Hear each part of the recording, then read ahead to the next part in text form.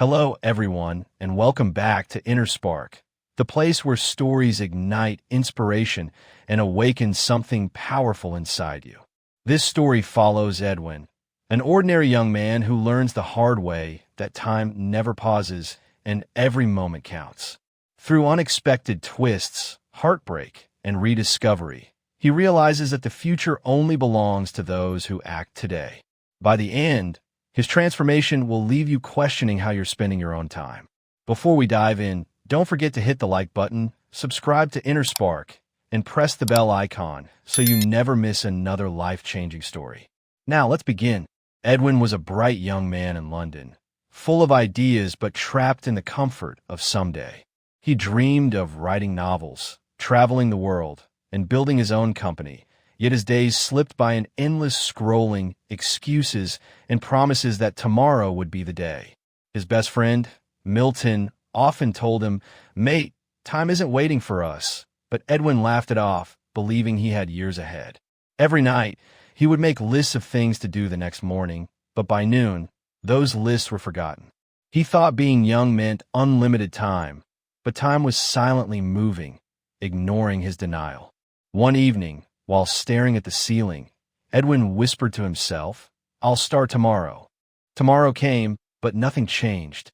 Edwin accepted a safe office job that paid the bills but killed his spirit slowly. His boss praised him for being stable, but Edwin felt trapped in invisible chains. Milton continued chasing his dream of becoming a musician, performing in pubs and uploading songs online. Edwin admired him, yet mocked him lightly, saying, "What if you fail?" Milton smiled and replied, "What if I fly?" Their paths began to drift apart, with Milton climbing small steps toward his dream while Edwin stayed still.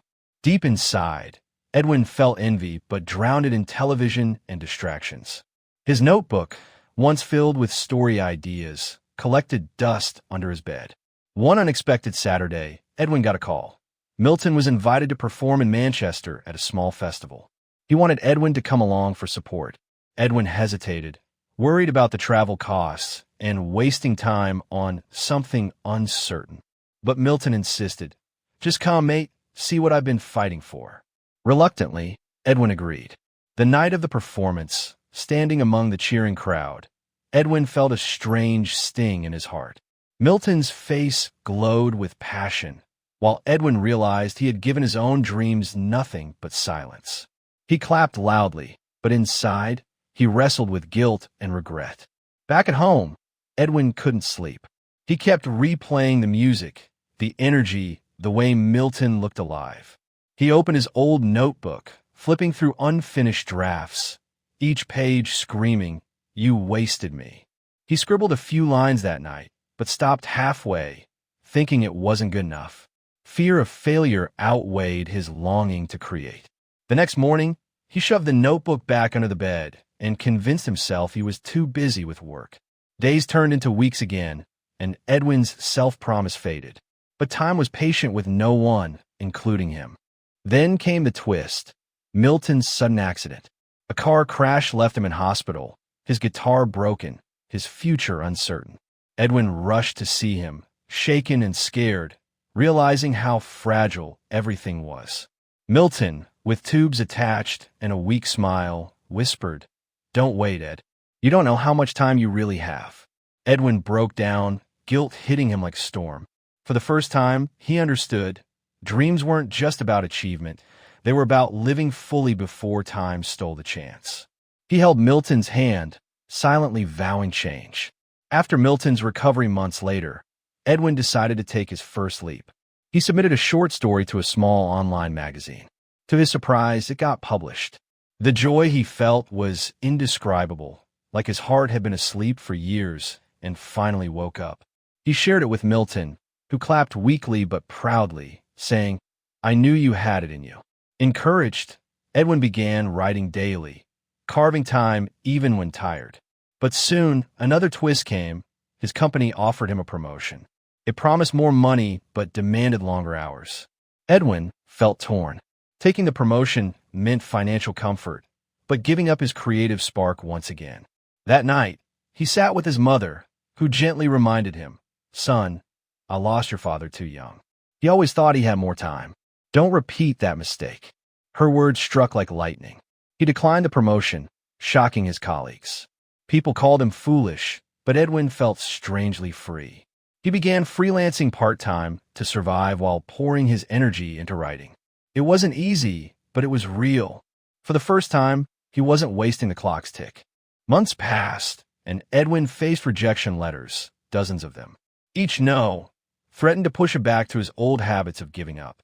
But Milton, still recovering, reminded him daily, every rejection is proof you're trying. Time rewards effort, not excuses. Edwin pushed on, writing, rewriting, submitting. Slowly, small opportunities came, a blog feature here, a local reading event there. His confidence grew with each step, though he often battled self-doubt. Unlike before, he no longer whispered tomorrow. Now his mantra was today or never. Here came a new twist, an email from a major publisher. At first, Edwin thought it was another rejection, but when he opened it, his heart raced. They loved his manuscript and wanted to publish his debut novel. He couldn't believe it. Tears filled his eyes as he ran to Milton's house, shouting the news. Milton, holding his guitar, hugged him tightly and said, "You see, Tom didn't leave you. You finally caught up to it."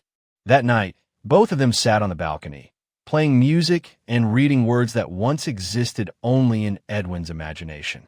1 year later, Milton returned to the stage, playing his guitar again with scars, but also with renewed strength. Edwin stood in the audience, but this time as more than a spectator. He was invited to read his short story before Milton's performance.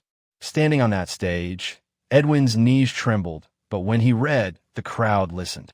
Applause erupted, and Milton's proud smile confirmed what Edwin had always avoided facing. Time was precious, and using it boldly transformed everything. That night, as the two friends walked back under the city lights, Milton turned to Edwin and said, "You've finally started living, mate." Edwin laughed softly, replying, "No, I finally stopped waiting." The street was quiet except for their footsteps, but inside both of them burned a fire that silence could not put out.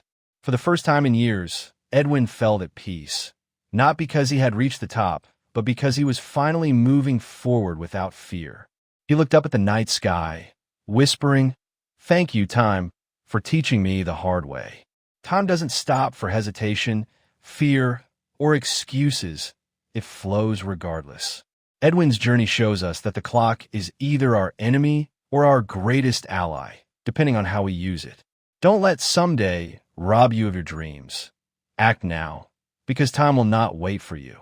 If you enjoyed this story, make sure to like this video, subscribe to Inner Spark, and share it to inspire others.